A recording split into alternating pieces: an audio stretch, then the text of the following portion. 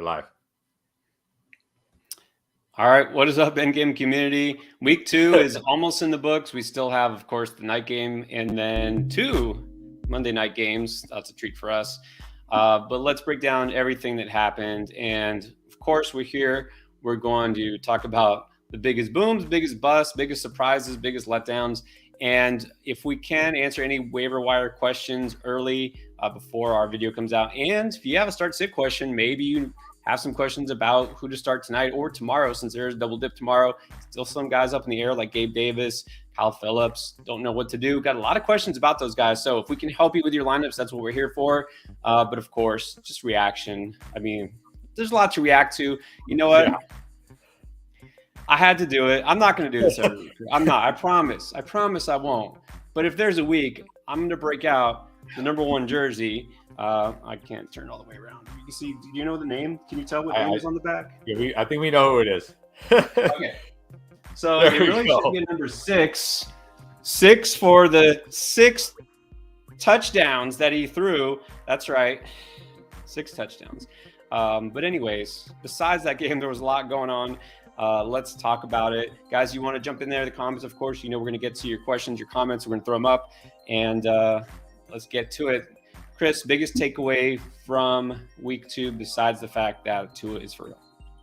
Well, I mean, like, that game was awesome. That game was incredible. But that's like a once in a season game. Like, I mean, look, Tua, I've never been down Tua. You know I wanted Washington to take Tua. So I think my biggest takeaway is running backs suck. Right now, okay, no joke. Right now, I tweeted this out. One running back, Nick Chubb, of all people, who scored 3 touchdowns, has scored more than 19 PPR points at the moment. One. That's it. Just one guy is even – nobody else is even top 20. And last I checked, and this number could be higher now because I think guys like T. Higgins and Cortland Sutton might have done it, but there was 14 wide receivers and tight ends who did it, and now it might be closer to 20. So, yeah, running backs sucked. And running backs have really sucked to start the year, to be honest. Robust running back has been now, it's still a long way to go, but it's been a terrible strategy to start the season, no doubt about it. And even the guys like Saquon, who was amazing week 1. I mean, against Carolina, like, what a letdown. I think at halftime he had like negative yards or something like that. He bounced back a little bit, but I mean, that's not what you're expecting. Jonathan Taylor, this should have been such a smash game for him. What? I mean, Indianapolis, I don't know where we can even start there, but I mean, I think he only carried the ball like 9 times. I think that might fall on Frank Reich. That might go to the coaching. I get that they were down, but maybe you wouldn't have been down as much if you ran the ball more and didn't let Matt Ryan throw 3 interceptions. Just saying. My big takeaway, honestly, the Dolphins-Ravens game, besides the obvious, Lamar Jackson, he's going to be the leading runner for Baltimore, I think, every week. I don't care what J.K. Dobbins comes back. You know, neither of us care about J.K. Dobbins coming back. He's going to be the lead guy. You should not care who the running back is for Baltimore. It's going to be Lamar. He's going to be a stud. Other than Josh Allen, I think Lamar Jackson he's going to compete to be the QB1 overall this year in fantasy, and he's, I think, at very least top 3 as long as he stays healthy. So, yeah, definitely. All right, let's throw up some comments. So, go ahead. No. Okay, I just talked about how bad running backs were this week. Let me check. So let me check real quick. Well, go ahead. You can answer it while I check. No, I mean, here's the thing. Should you worry about Saquon specifically? No, he's healthy. He's stud. And here's the thing. Every player in the NFL is going to have a down game. I guarantee there's not a single player that will, have a huge game for fantasy every single week. Even Jonathan Taylor last year, you can go check. There was a game or 2 where he wasn't a stud, right? So Jamar Chase, remember the middle of the season when people were getting ready to trade or drop Jamar Chase because he had like 5 games where he did nothing? That happened, all right? So it's still 2 weeks. You got to calm down, pump the brakes. Saquon, he's still getting all the volume, and that's what you should be looking for. And that's the one thing, Chris, you're saying is you got to worry about running backs. No, you don't want to lean too heavy running back on your roster, but the running backs you should want, which is why we're still high on Najee. I know he doesn't look great, but he is getting all the work in that backfield. That's what you have to chase. Yeah, and Saquon right now is the RB15 on the week. He's ahead of guys like Mixon. He's ahead of Fournette right now. He's ahead of Hunt right now, and those guys aren't going to catch him. It's just he's ahead of Jonathan Taylor right now. Like, you can't panic about Saquon and not also panic about those guys. So no, everybody's going to have games. I mean, everybody's going to have games like this. So everybody's going to have games like this. That's exactly right. Look, you just said Mixon should have been a great spot for him. He sucked. The whole Bengals team, like maybe you should worry about the Bengals, like just overall, because they just lost to Dallas without Dak Prescott, and they, had trouble last week too. And it's like, you should be worried about the Bengals. Now, are you going to drop or trade Mixon? No, because it's not worth it. But I'm saying I would worry about plenty of other guys before Saquon. Yeah, I mean, Chase got 10 today. Are we worried about Chase? No, it happens. All right, you worried about James Conner? I know you're not worried more than usual because you weren't on James Conner, but are you worried now with the injury, which we don't know a lot about, Darrell Williams or Eno Benjamin? I've had Eno stash in a lot of leagues, but it did look like maybe Darrell will be the early down guy if Conner is out, and Eno will just kind of have that pass catching role, which is fine with me. But the reports I'm hearing about the ankle is a very mild sprain, and he'll probably have a chance to play next week. At worst, maybe he's going to miss a week. So, I mean, stash those guys because Connor's not a durable running back. He's missed games every year of his career, but I don't think he's going to miss significant time. Yeah, I mean, let's say you have Connor and you're thinking, okay, if he misses next week, maybe you don't have a lot of other options that are better. Like, who do you pick up? I think Eno is still running obviously ahead of Darrell Williams. He's been going in before him. He got more touches. They both carried the ball 7 times so far in this game, and I say so far because it's actually not over yet. It looks like they're going to overtime. Yeah, somehow. Overtime. I mean, the Cardinals, Kingsbury is playing for his job at this point. Both 7 carries. Eno, 7 carries, 28 yards. Darrell Williams, 7 carries, 55 yards and a touchdown. So Williams has looked better, but I think Benjamin is still technically running ahead of him. But, I mean, if I had to pick one, I don't know, because I think Benjamin is still the lead guy, but I think Williams is better. So, would you go Williams? Because preseason we had Williams. Yeah, no, like I said, the only reason I think I go Eno is because it seems like Eno has that pass catching role. Like even today, Eno 3 catches, Darrell Williams only 1. Eno 4 targets, Darrell only 2. So I'll take, if they're going to split the early down work, I'll take the guy who's catching the passes. But honestly, neither one going to really excite me. Yeah, and it's probably going to be a hot hand thing. Like whoever plays better is going to get more touches. So it's hard to even say at this point. Is Gabe Davis going to play? Wish we knew. I don't think we've got any news on that front, right? I think the last we heard was he suffered a non-contact ankle injury yesterday in practice. That's bad because non-contact and it's 2 days for the game. I would not be trusting Gabe Davis. Even if he plays, you always run the risk. Like he goes out there, re-aggravates it, limps off the field, doesn't play anymore. It sucks because it's such a good matchup. But I think you got to bench him, sadly. Unless you have no other option, of course. Yeah, it doesn't sound good. And like I said, we've been saying this all, this morning, yesterday, even if he plays, maybe not 100%. If you can pivot to McKenzie, that's a good idea. Yeah. Most impactful injury today, and obviously the most serious is Trey Lance because he's out for the season. But look, if you were depending on Trey Lance for your whole hopes and dreams, yeah, your team probably wasn't going to win anyways. I think it's still the most impactful though, because we didn't really have any big injuries. It's going to change that offense. Yeah. It's going to change the whole offense. Like Jeff Wilson had 18 plus carries. I don't think he gets 18 plus carries with Trey Lance healthy. Jimmy's just a totally different quarterback than Trey Lance. So I think it's impactful from fantasy because anybody who had Trey Lance obviously has to drop him. But I think it's also impactful because it's going to change the whole offense now. I think they're going to have to lean on the running backs more. Jimmy G's not a running quarterback really. So because we didn't really have any, we didn't really have any big injuries today. Jerry Jeudy maybe with the shoulder, but we don't know how serious that is.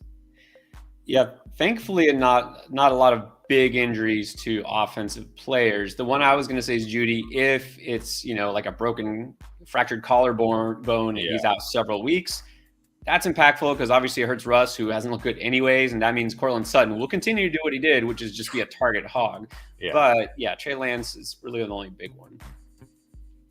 All right. Yeah, we do have to talk about the Sun God. Look, Washington's defense. Remember like a couple of years ago when they were like, they are awful. I mean, there was a play where they ran like a jet sweep to Amon-Ra, and like the defense didn't even know he had the ball.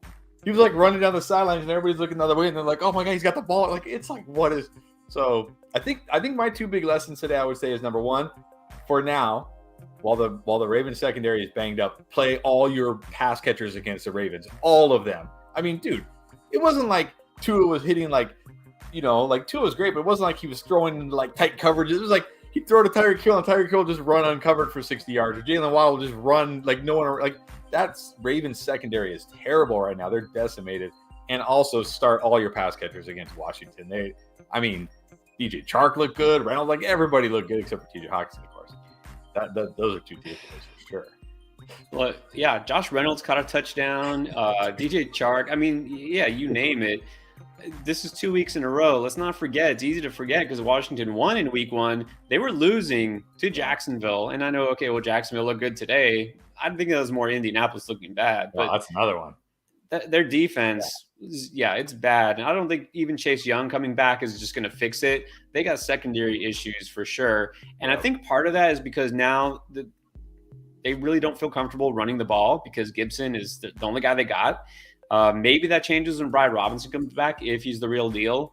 But they're leaning on the passing game, and that's exposing the defense because, they're scoring, but their defense is giving up more than they're scoring, putting up. So there's a different Washington team than what we're used to. So that leads to this question. What do you think about Carson Wentz? I mean, 4 touchdowns last week, 3 this week. Yeah, he's streamable in good matchups like he has. Jacksonville and Detroit. That's 2 of the best. If he's got a very, very easy matchup. Because look, one thing about this is another thing I know Terry had like a decent game today and he scored a touchdown last week, but Curtis Samuel looks awesome. He is awesome. Dotson looks like the real deal. Carson Wentz actually has weapons. So he's going to be able to put up fantasy points. He's got weapons. I wouldn't play him against the elite defenses because he still like takes like a zillion sacks and turns the ball over too much. But when he's playing those lower end defenses, you can stream him. Definitely. Yeah, you got to think. I mean, last year, of course, they had Heineke, but even besides the quarterback upgrade, it was Mclaurin and a bunch of guys. I mean, they just had to throw random guys out there. They got a major upgrade. Dotson, of course, first round pick, who's really good. And Curtis Samuel, who we were high on last year. Chris was all over Curtis Samuel, only for him to be hurt. And then now we told you guys, pick him up. Hopefully you picked him up this week and you started him. I think we told a lot of people today and yesterday, start Curtis Samuel. He paid off. He's like Debo light. He's like a kind of. Okay, so speaking of Curtis Samuel, he traded Pittman for Deontay Johnson and Curtis Samuel. Pittman's still going to be a beast. Like, Paris Campbell. He's never Paris Campbell. He did nothing. He did not get the target share. He did nothing. They have no one. I don't want to hear about Alec Pierce. I don't want to hear about Ashton Dulin. I don't want to hear about Paris Campbell. They have nobody without Michael Pittman. They have nobody. He's going to get a 30% target share week in and week out. And if they're losing, that just means more garbage time. Like, no, he's going to be an absolute top 10, maybe top 5 wide receiver every week he plays. I like Deontay. I like Curtis Samuel, but no way. Like, Michael Pittman has legit league winning upside this week or this year. Yeah, because you're trading a wide receiver 1, like top 10, for a wide receiver 2/3, 2 wide receiver 2/3 types, right? I don't even know if you can say, Samuel's like a for sure wide receiver 2. That puts him top 25. Yeah. So no, I mean, unless you're really thin at receiver, which you really shouldn't be this early in the season. I mean, you want to go quality over quantity. So, yeah. I mean, it's not a bad trade, like terrible, but you always want to prefer the stud if you can do it. Especially come on. I mean, everybody is a sell high or a buy low if you get the right price.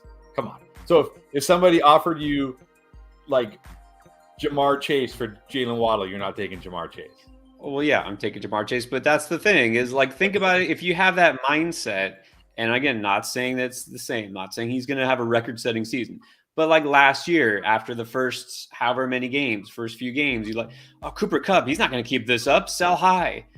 Like, you're going to kick yourself in the head because that was the wrong move. You know what I mean? There's some guys, instead of sell high, how about hold and just thrive with what you have? So, yeah, at the right price, nobody should be untouchable. But you look at, I think he could keep this up. Not like what he did today, but I think he's a stud receiver. I think we know that he was a top 10 pick for a reason. I think this offense is looking pretty good. So, like Darrell Henderson, Roberto was asking about this morning. That was a sell high because obviously Cam Akers is still a factor. So, that's a guy who you're not sure about. But, sorry, Ray. But, DK did have that one beautiful catch that was called back on a penalty. Look, Ray, we got some things wrong this week, like no doubt about it. We got a lot right, we got some wrong. It's just the way it happens in fantasy. It's a crazy game, but I'm sorry, guys, you cannot start DK Metcalf. You can't do it. He is only top, and he's going to be on tonight's video, by the way. And I'm going to talk about this so you get a little sneak peek. But he's only topped 60 yards one time with Geno Smith, and the one time he did it, he took like a 7-yard pass and he ran 84 yards to the house. Which, look, DK Metcalf can do that like once or twice a year, maybe, but that's it. He's never even topped 60 yards with Geno Smith. Like, you can't, like, this offense barely runs any plays. They're terrible. I'm sorry, you guys, but like, you can't start DK Metcalf unless you have nobody. He's basically touchdown dependent, right? That's it. He scores. Sure. He could score, but he could score. So, and then even in this offense, it's going to be hard to do because they don't really score. We don't get like near the goal line really. So, well, and especially today against San Francisco, that was a bad matchup. But like, I can kind of get that because DK is a stud and Curtis Samuel, like, I'm not sure this, right? That's just not that would excusable. You cannot bench Lamar. No, Lamar every week must start. I don't care who they're playing. You got to start Lamar. All right. I think we should talk about Burrow. Are you, again, not to give it all away, are you pushing the panic button on Joe Burrow after 2 games? Yeah, don't worry. There's lots of players on there, so it's not giving away the whole video. Here's the thing. I'm not pushing the panic button because he did have that surgery, barely got any camp, barely got any preseason, expected a slow start. Certainly this is slower than we would like for Burrow. Like, you're starting to get a little panicky. Like, if you have Joe Burrow, you're starting to get a little like, oh boy, this might not turn out well. Edmonds, to me, what like today was all Mostert. Like, what this should have been a huge Edmonds game, and it was all Mostert today. So is this what it's going to be? Like, one week McDaniel's going to be like, okay, it's Edmonds, and then the next week, okay, it's Mostert, and then the next week it's Edmonds again. Like, I don't even know what to do with this backfield now. Well, here's the thing. Mike McDaniel comes from San Francisco, OC, run game coordinator for the 49ers under Kyle Shanahan.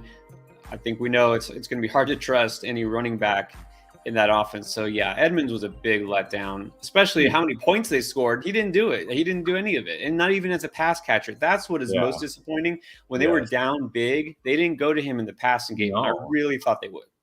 But, yeah, it was a big letdown for Edmonds because he's on the video, but Mostert, way more carries, ain't even got more targets. It's like, what? Last week Mostert wasn't even a thing. Like, what?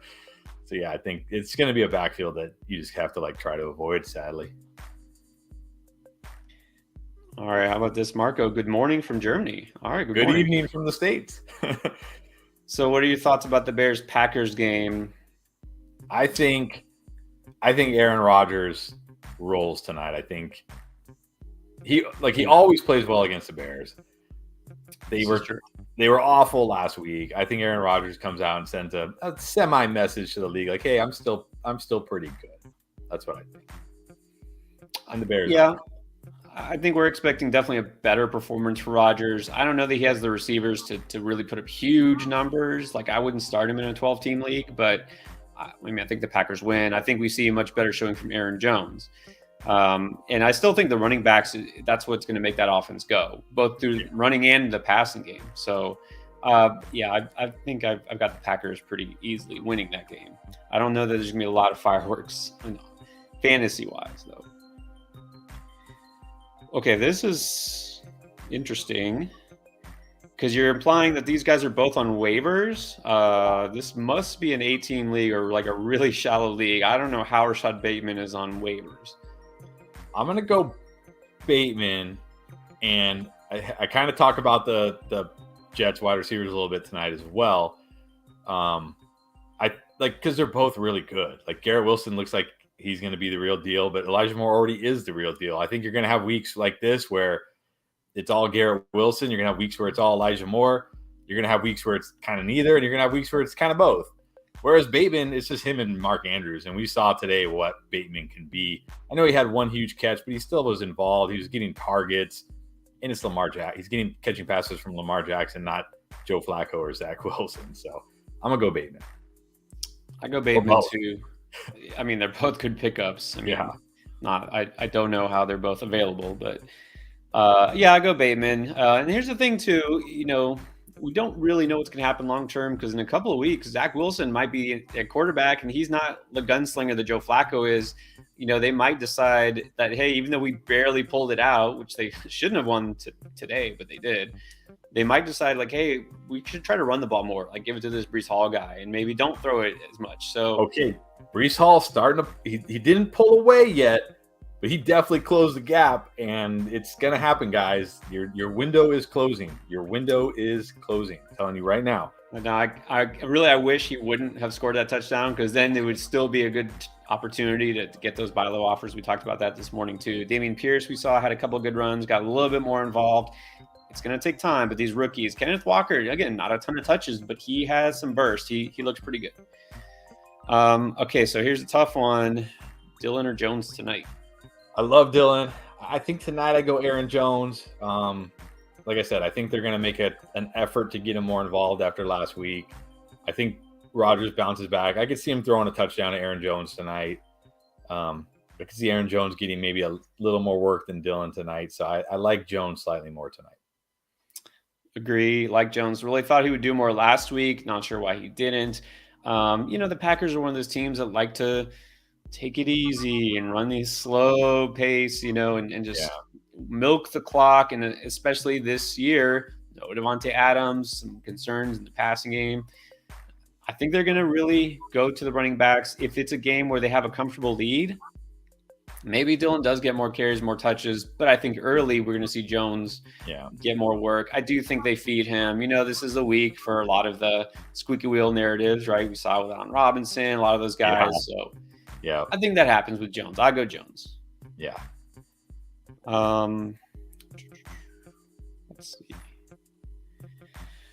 Oh yeah. Etienne. You can't. You just have to hold them. You just have to hold them. There's not a lot you can really do. His trade value is pretty low now. You can't. He's too valuable to be on waiver wire. So you just got to hold him. I don't. Yeah, crazy.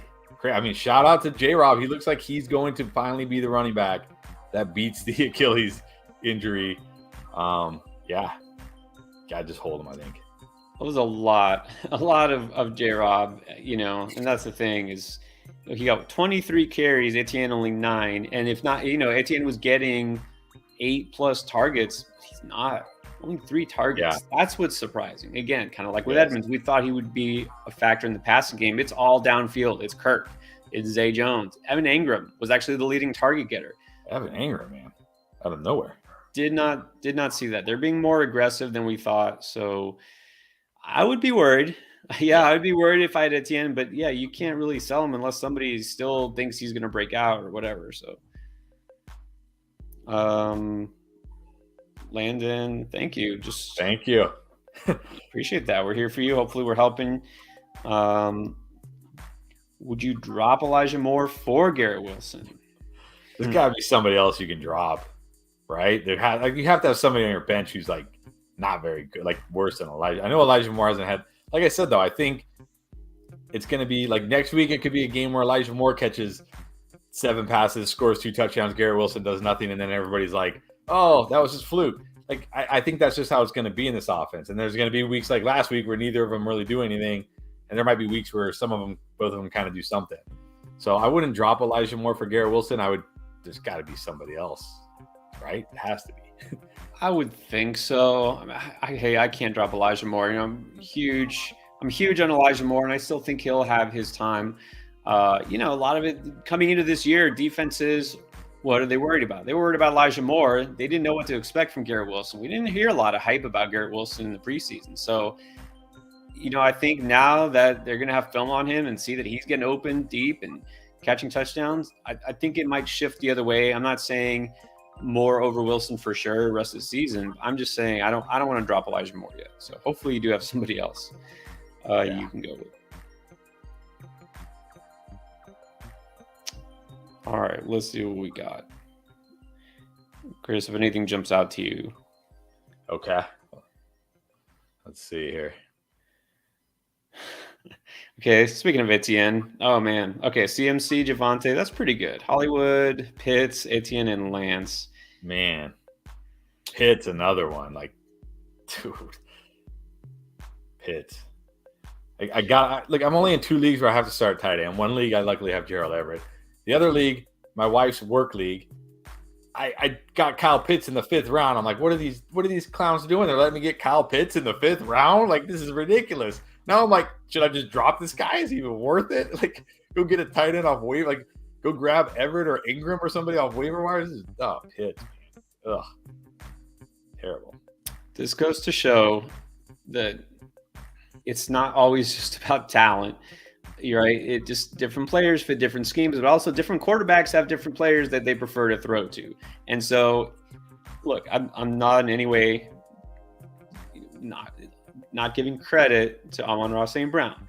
I'm just saying Jared Goff, his connection, the way he feels about St. Brown, is like when he's looking, that's his first read because he's right there or right across the middle, generally got some space. That's an easier read. That's a safer throw than going down the field, right? Going to a guy on the perimeter. It's kind of like the Cooper Kupp effect. That's a safety blanket for Matt Stafford. That's a safety blanket for Jared Goff. He's going to throw. He's going to pepper him. He feels comfortable. He even said that, right? What was it he said in the preseason? Something about like, that's my guy. That's the guy I feel comfortable with. It's a thing. So Mariota, he doesn't have that with Kyle Pitts. Apparently, he has it more with Drake London, which is not something anybody saw coming for some reason. That's just the way it is. So the Cardinals just won. Hunter Renfrow caught a pass, fumbled. Arizona picked it up, ran it back for a touchdown. Are you kidding? And I see how you sneakily skipped over this one. Thoughts on Clyde Edwards-Helaire as an RB2? How are we feeling about him after week 2 now? He can be an RB2, especially the way running back looks. There's a guy, several guys who aren't RB2s that we thought would be anymore. Chase Edmonds, would be one of them. These rookies like Dameon Pierce and Breece Hall, they'll get there, but not yet. So yeah, Edwards-Helaire, the way he's looking, he's not getting a ton of volume, but he really doesn't need it if he's getting those big chunk runs and he's getting touchdowns. Yeah, I don't think he's gonna, go off every week, but he's startable. Like he's fine. Yeah, and then here I think Rob, I think you got to go Lazard. Yeah. There's too much risk of Davis not playing. And I like Lazard tonight. Like, no, he doesn't have the massive upside of Davis, but at least we know he's playing. And look, the rest of their wide receivers are terrible. So, yeah, he should look to Lazard quite a bit. And then just right here, Elver, can you please, that's terrible, but can you please tell us who you're going to play at quarterback next week so we can all avoid him, please? Because apparently, oh, man, that's brutal. That's brutal. It's Jimmy G time for you. Let's see. We answered this earlier. Dillon or Jones? We both say Jones. Yeah. And Mark, we both say Jones. Yeah, we'll both say Jones. And how about here, Dillon or Thielen? That's a little tougher. I think I'd go Dillon. Kind of what we talked about earlier. Packers are still going to run their offense mainly through the running backs. That includes Dillon. Thielen really let down last week. I do feel that game could be a shootout, but Thielen is not going to be a target hog as long as Justin Jefferson is there. He's still going to be kind of touchdown dependent. So yeah. Yeah, I agree. I like Dillon a lot tonight. Thielen could score a touchdown, but so could Dillon, and Dillon probably going to be more involved. And yeah, Thielen doesn't look like he's going to be getting those targets. Mostert, the guy to own in Miami, I know we kind of talked about it. I don't – who knows? Last week he did nothing. Last week he was barely on the field. And then this week it's like all Mostert. So I don't know. Yeah. It's not like Mostert went off or had a great week. He just got more touches than we thought. So it's just going to be a really frustrating backfield like half of them in the NFL. Yeah. He's saying Chase Edmonds getting dropped. I'm not going that far. I mean, look, if you're on waivers where Rashad Bateman is out there, then yeah, I'm dropping Chase Edmonds for Rashad Bateman. But if you're in deeper leagues where Rashad Bateman is not available, I'm not really dropping Chase Edmonds just yet. Let's not forget, Raheem Mostert is a 30-year-old special teamer turned running back who has missed significant time pretty much every year he's played running back. So, if he goes down, you're going to wish you still had Chase Edmonds. I wouldn't drop him. We got a trade here. I mean, look, you're getting JT, who I think is still going to be the number one running back if he's healthy. Like today, okay, yeah, he has. Like it happens. That was crazy. Akers. I mean, Akers did get more touches than Henderson today, even though he looked terrible. Sorry, Pierre, but he looked terrible. Like Henderson had averaged 2 more yards per carry than him, but McVay loves Akers. He loves Akers. So he's going to keep running them for 15 carries for 45 yards or 50 yards or whatever he gets. So maybe he plays his way in. Chubb, look, I definitely think this is the time to trade Nick Chubb. Coming off a 3-touchdown game, he's got, 1 catch on the season. He doesn't catch passes. Hunt still almost had as many touches as Nick Chubb today. I think it's a great time to trade him. And you get JT, I'm going for that all day. Yeah, and he did just play the Jets, and before that it was the Panthers. So it's true. Look, you getting JT, I still think that's a win. So yeah, it might turn out pretty close in the end. I mean, obviously a lot of it depends on Akers if he's startable at least the rest of the season. So, but yeah, I think you'll still come out ahead there. Yeah. All right, let's see. Wow. Would you drop Metcalf? Okay, No. Okay. Actually, here's the thing. In my wife's work league, a casual league, 10-team league, it's not the sharpest league for sure. Metcalf was dropped, when waivers ran. Maybe he was dropped on Wednesday because I thought about dropping Rachaad White for him, and I didn't do it. Because there is just no upside with DK Metcalf. There isn't. There just isn't. Yes, he could be startable, and Rachaad White is not startable right now. But Leonard Fournette did not look good today. Rachaad White's starting to get work on 2nd and 3rd downs, not just in garbage time. It's starting to happen. It's going to take a while. And if Leonard Fournette ever goes down, Rachaad White will have so much upside. So I didn't do it. And my wife is the only person to put a claim in on him. Now, granted, it's a 10-team casual league, but still. But I'm not dropping him for Cleo Hartward. No.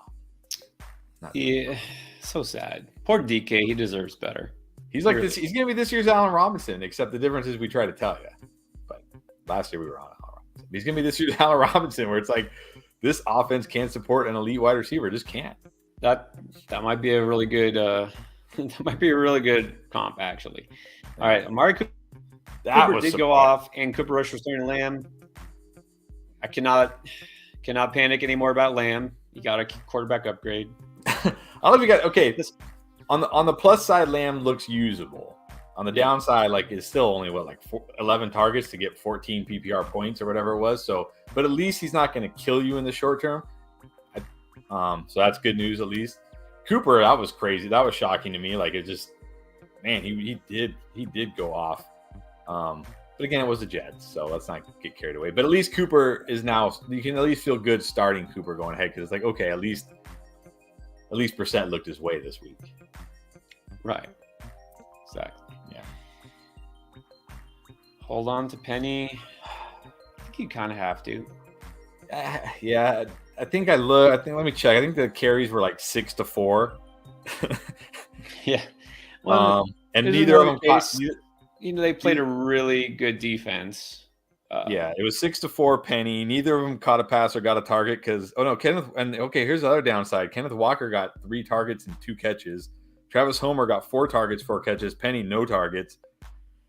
Penny, this is definitely bad news for Penny because if Walker is going to be involved in the receiving game and Homer's going to be involved in the receiving game and Penny isn't, and then he's going to be splitting carries with Walker, and he's in an offense that barely runs any plays and isn't very good.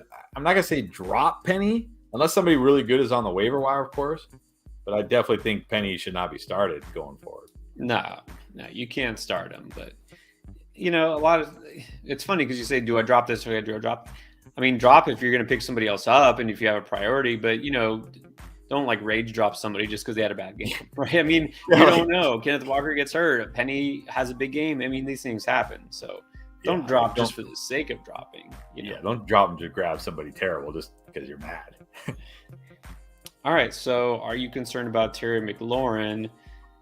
I mean, I was concerned coming into the season. I'm about the same level of concern. Like, yeah, like he'll be okay.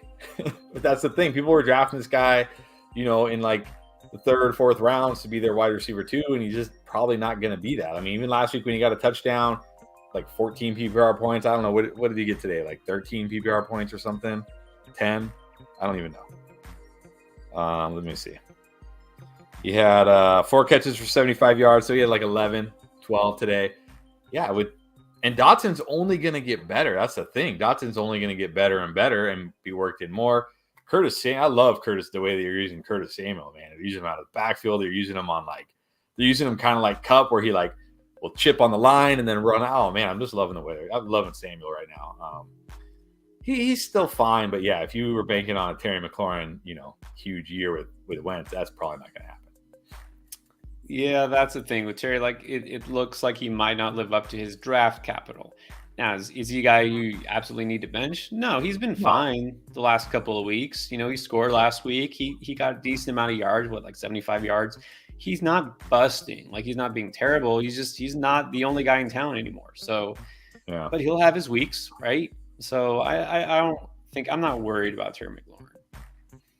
Now, maybe we are worried about Russell Wilson. Adams and Broncos look awful. Can't disagree there. And doesn't see them turning into high-powered offense anytime soon because he's not the same Russ. So Zach says, how do you feel about Russell Wilson? Okay, so we were talking about this a little bit in the Discord, which, by the way, get in the Discord if you're not in there. Also, real quick, if you're enjoying this, hit that like button. And if you're not subscribed to the channel yet, hit the subscribe button, please. But we were talking about this a little bit in the Discord. Remember when Tom Brady first went to the Bucs and they were like 3-5 or 3-6, and everybody was like, it's not the same Tom Brady. And then they dominated down the stretch and they won. And remember, like last year, the Rams came out slow. Stafford was throwing like 3 interceptions in games, and everybody was like, he's see. And then what happened? It's hard to go from a team you've played for like 10 years, a system you've been in for 10 years, and then go to a whole new team and a whole new system. Like, it takes time. I'm not panicking on Russ yet. Also, who I'm panicking a little bit on? Nathaniel Hackett. Oh my gosh. This guy, like, he can't make it. He's like, go for it. No, never mind. Kick the field goal. Oh, delay a game. Now we got to punt. Like, this guy, like, oh my gosh. Like, get out of your own way, dude. like that's what I'm a little concerned about is the first-year head coach, Nathaniel Hackett, maybe being a little over his head right now. But I feel fine about Russ. I'm not worried. It's week 2. I'm not ready to panic on Russ yet. That's a good point. I think that has a lot to do with it. We saw it for sure, of course, on week 1, but also, yeah, we got a rookie head coach here. Yeah. That's part of it. New system, so I mean, I don't know that we can say Russ right now looks like a must start every week, like regardless of matchup. He had 2 really good matchups on paper in the first 2 weeks, and they've done nothing on offense. Not nothing, but definitely not what you wanted for fantasy. So once the schedule does get harder, yeah, that might be a concern, and if Judy is out, yeah, I definitely would be concerned. So this week, they're going to face the 49ers. Am I going to start Russ? Not if I don't have to. Yeah, that's for sure.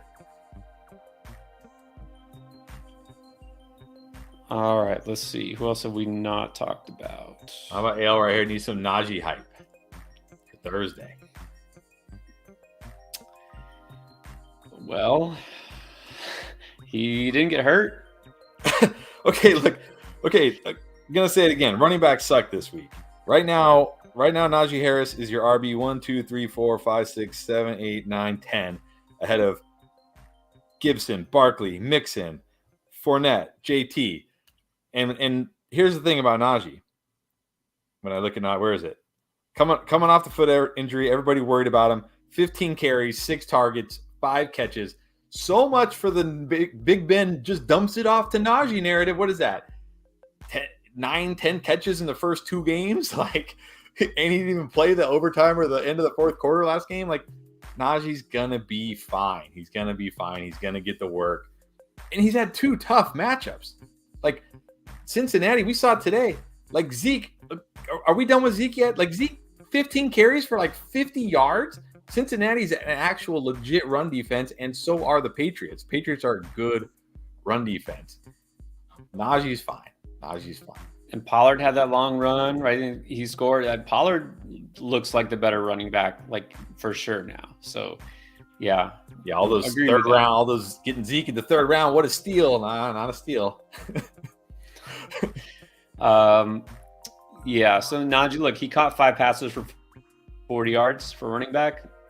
Take that along with the fact that he's clearly the leading rusher. I think that's good.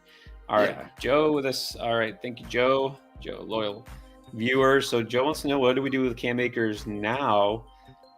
Still a hold for me. Still a hold for me. It's not like you can sell high because there's no high. No. Hypothetically, let's say you don't have Akers, you trying to feel like a buy low offer for somebody else who's worried about him? Probably not, because he's still splitting carries with Darrell Henderson. He doesn't look all the way back. So if you have him, you just kind of hold him and play him if you need him. And unfortunately, I needed him in 2 leagues this week because of injuries. So I played him and I didn't get a whole lot, but I got at least better than last week. True. Mike, how do you feel about Olave? That's an interesting question. I'm feeling good. I know he had that like fumble towards the end, but Olave got a lot of looks today. He got a lot of looks. I know MT scored again, but like, what did Michael Thomas do outside of that? Like, let me see. Well, he was decent. Landry's the one who let down this week. Landry let down. Olave had 13 targets. Yeah, I'm feeling good about Olave. He's starting to already carve a share there. He's going to be really good. He was my favorite wide receiver prospect. Thomas had 6 for 65, and then he caught a touchdown again. So, okay, he's averaging like 10 yards per reception so far. He's not doing, but he's catching touchdowns right now. But Olave, 16 yards per reception, 13 targets. I'm very much liking Olave. Like, if he's somehow on your waivers, or he might be a good guy to go try to buy low right now because he hasn't put up a big game yet. And we see these rookie wide receivers, kind of like we talked about the rookie running backs, second half of the season, bam, they come like Amon-Ra last year, Elijah Moore before he got hurt last year, right? Not everybody can be Jamar Chase and Justin Jefferson and just dominate from day one. Like, those are the outliers. So definitely Olave a guy, go buy low if you can, or if you've got him, hold on tight. Yeah, definitely hold. The thing is, there's going to be ups and downs just because that offense isn't necessarily going to be rolling every week, but also there's 3 good receivers there, right? Michael Thomas is healthy. Jarvis Landry, obviously a quality receiver. So there's going to be weeks like this, going to be weeks like last week. So if you can ride the wave, I think he's worth it though. So, and then anytime we have a celebrity, we have to give him props. Jimbo Fisher coming off his big win over Miami. Thank you very much, Jimbo. My opponent has 70 points. Henry, Rogers, Thielen, and Dylan still to play. You have 100 points. Okay, so you could still play Miles Sanders, Mooney, or Lazard. Interesting. Okay, so this is a case where I would say play it safe, but are any of those guys even safe? Yeah, I don't think any of those guys are safe. Also, we know Henry. I know he looked bad last week, but we know he's always capable of 30 points. Rodgers is always capable of a big game. Thielen could always score 2 touchdowns. Dylan could score 2 touchdowns. It's not like this guy has like junk left to go. I gotta go Lazard. I think Lazard gets involved tonight. I think if Rodgers has a big game, I think that means Lazard has a pretty good game. I think I'm going Lazard there. Yeah, for me, it's between the 2 receivers. If you're playing from ahead, I don't go Miles Sanders. Again, I'm assuming this is full PPR or even half PPR. It's between Mooney and Lazard. For me, I'd probably go Lazard too. Hopefully he just gets enough targets. All right, just so you know, guys, the game is about to start. Do we have any other start-sit questions that have to do with tonight? Trying to get those up first if you have anything to do with tonight's game or tomorrow's. Here we go. I think we see one here. Thank you for all your help, of course. That's what we're here for. Mooney tonight or Devin Singletary tomorrow? I think I go Mooney in 1 point PPR. I do like Singletary, but Singletary is going to really need a touchdown probably to pay off. So I think in full PPR, I go Mooney.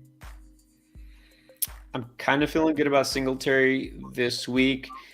I would say maybe this depends if you're playing from ahead or you're playing from behind. If you need more of a boom potential, I go Singletary. If you're playing from ahead, kind of like that last situation we looked at, then just go with Mooney. I don't know. I kind of feel Singletary this week. I don't know. All right, here's a trade question. CD and Pierce for Allen Robinson and Ayuk.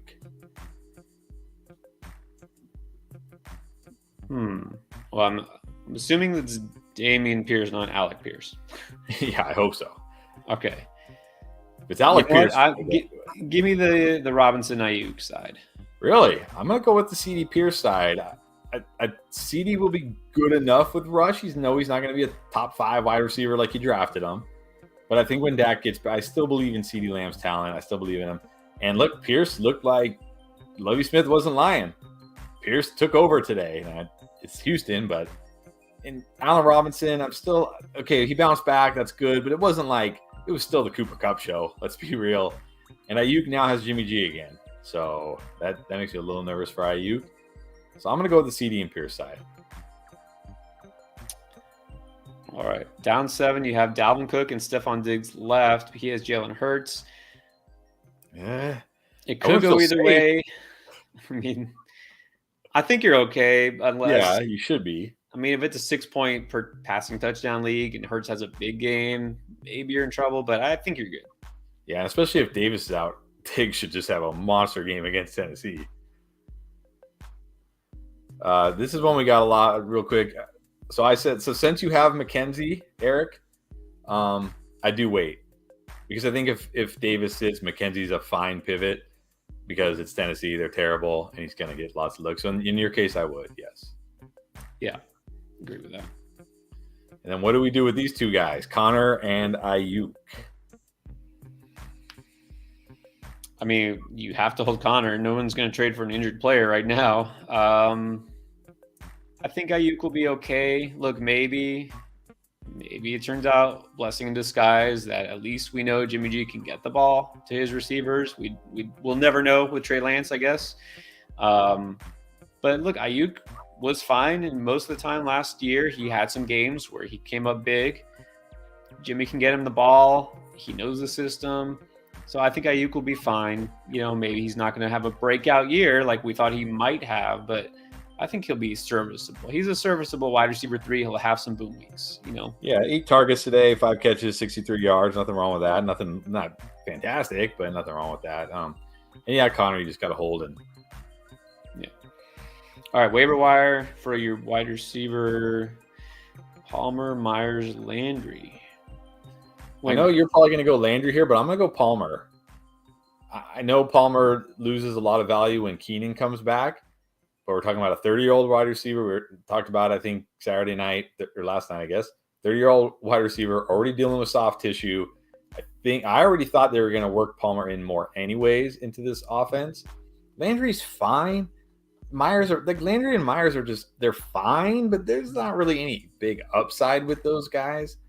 I'll gamble on Palmer in that offense. Well, here's the thing. And Myers, the thing is he was good this week as far as target share and all that, but he doesn't score. Yeah. And that hurts. But Chris, may interest you in the fact that next week, if you need a receiver for next week, Jacoby Myers plays the Ravens. Okay, well, if it's just for 1 week, then I guess Myers. Because I guess if it's just for 1 week, then I guess you can go Myers. Yeah. I think right now Myers, because then if he does have another big week, which he could, maybe you got somebody you can keep playing or you can trade, get some value out of him. I like Palmer, and I picked him preseason, one of my favorite sleepers, but he's going to be more hit or miss.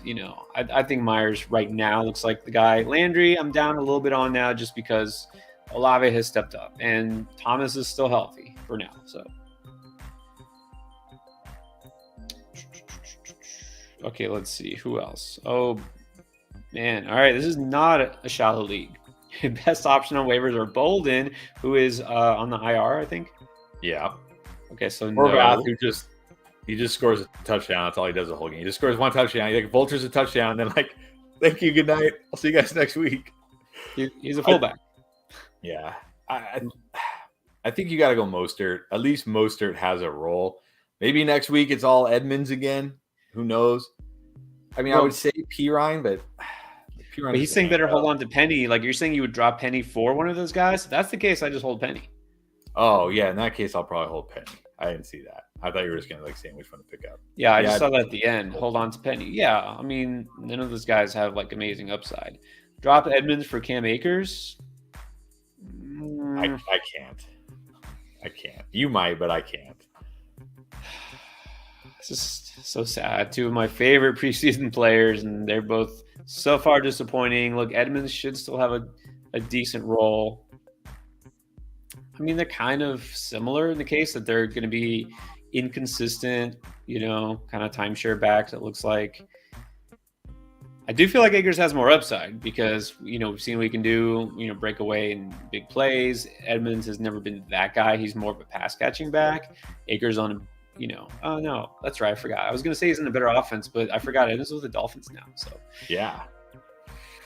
Also, Akers got more work this week, which is nice, but man, he still looks not there. He looks not there. All right, what else we got? Anything else for tonight? Here we go. Sell high on Jalen Waddle.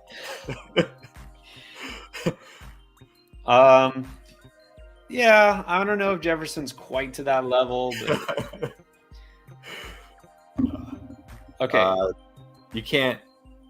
Here, do I drop Paris Campbell? Yes. Look, yes, drop Paris Campbell for anybody. Like, how many did he? What?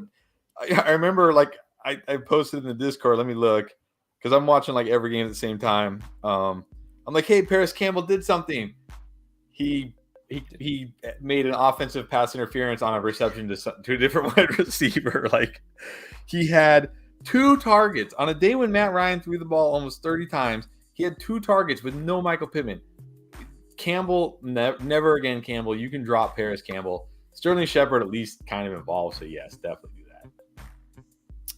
Yes. Paris Campbell, it does not exist. He was just a figment of our imagination. Like, we were told there was a guy named Paris Campbell.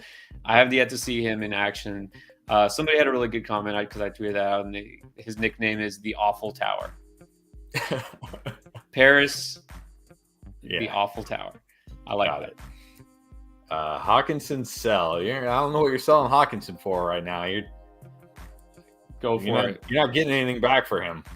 Go for it, though.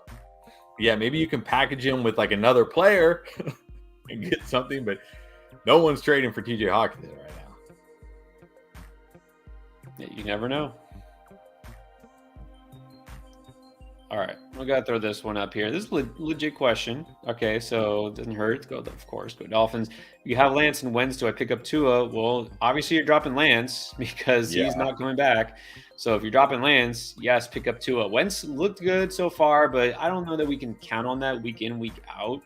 I mean, their defense is really bad.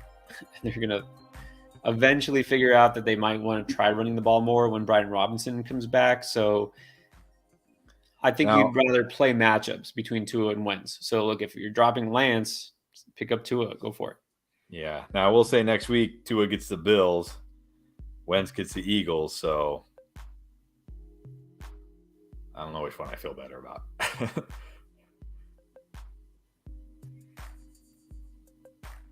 All right, there you go. Are Curtis Samuel, DJ Moore, or Drake London sell highs? I mean, I don't know how high you can sell. Let's start with DJ Moore because I don't know if he's a sell high. I mean, he scored a touchdown today, but what did he have? Like 4 for 60 or something? Like 4 for 40? It wasn't like he's getting, had a huge game. He did score that touchdown. So I don't know how high you can sell DJ Moore. I would definitely be trying to trade DJ Moore right now, though, while you can. Right. Not so high in the sense that his value is so high because he had a monster game or anything, but you know what? You could look at it this way. Maybe his value right now is the highest it will be because right now, only 2 weeks in, people are thinking about his draft capital. Where did you pick him? He was a 5th round pick or 4th round pick. He's a wide receiver too. He did score a touchdown. If he continues to do just what he's done and then only scores 4 times like he's done the last couple of years, this is probably the highest his value will be. He's not going to be a complete bust, but there's a lot of guys comparable that you could get that will be better. So in that sense, yeah, I would say you do try to trade him. Drake London, I don't think so. No looks way. like he's legit. The guy there. He's a guy on a team that doesn't have a lot of pass catchers. I'm holding Drake London for sure. I will say, I mean, if you picked up Curtis Samuel off waivers and he helped you this week, and that's awesome. Anytime you can pick somebody off waivers and then trade them for a really good player that was drafted, I'm always going to do that because it's not very often. Like, look, Curtis Samuel could be awesome all year. I hope he is awesome all year. He is a good player, and he does seem to be healthy. So he could be awesome all year. But if you could trade him for, let's say, I know T. Higgins was okay today. Like maybe T. Higgins, who didn't do much week 1, of course, because he's hurt. And yeah, he was good today, but he wasn't like off the charts good. Like if you can get him for trade him for a guy who people drafted to be an awesome player, I'm gonna do that every time. As much as I like Samuel, I'm gonna do that every time. You can get T. Higgins. You do that in a second.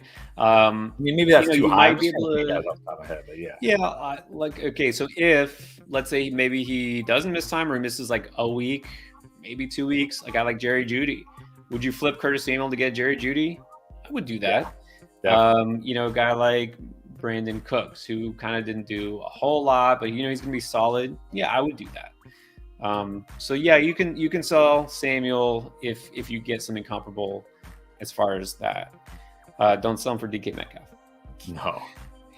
I have Tyler Lockett. Do I play him over Elijah Moore next week? A little early to say, but no. I know Tyler Lockett had a big, but that's the Tyler Lockett does, right? He's one random big games every year. No, not trusting the. No, we're not selling Tyler Lockett really most week. Okay, lost Trey and Connor. Best QB is Lawrence and Fields plus Mariota. I mean, I'm not ready to say Trevor Lawrence, you can start him every week, but he did look a lot better this week. They are passing it a lot. So pleasantly surprised. Yeah, he gets the Chargers next week. I'm trying to look Fields gets the Texans. That might be worth a stream. Fields gets the Texans. Let's see about Mariota. Well, we don't know what Fields does tonight. Who do the Falcons play next week? I'm trying to look here. Seahawks.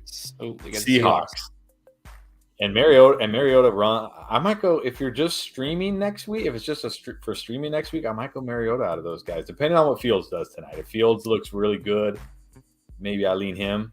But Mariota against the Seahawks, I'm liking that.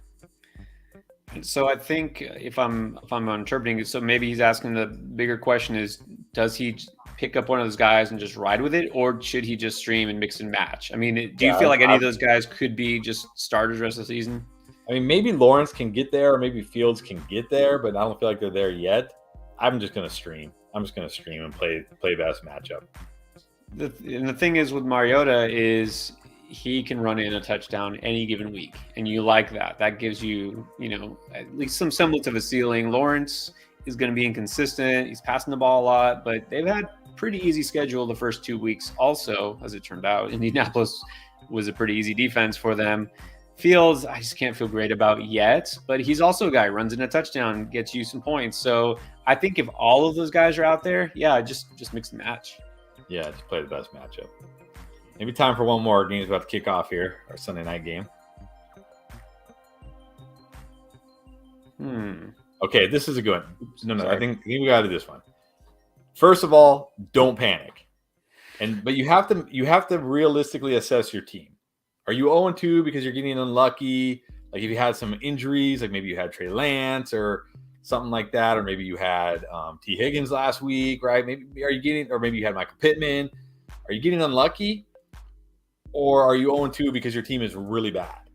And then you can decide from there. Like if your team is really bad, you have to start making moves.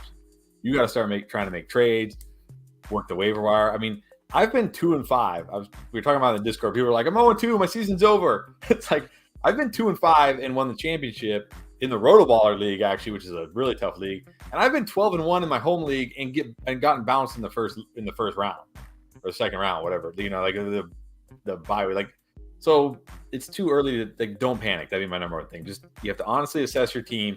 Am I getting unlucky? Am I playing teams that are going off, but I have a good team? Or is my team bad and I need to fix it? Yeah. I mean, easier said than done. You want to panic, but it's a long season. A lot of luck is involved.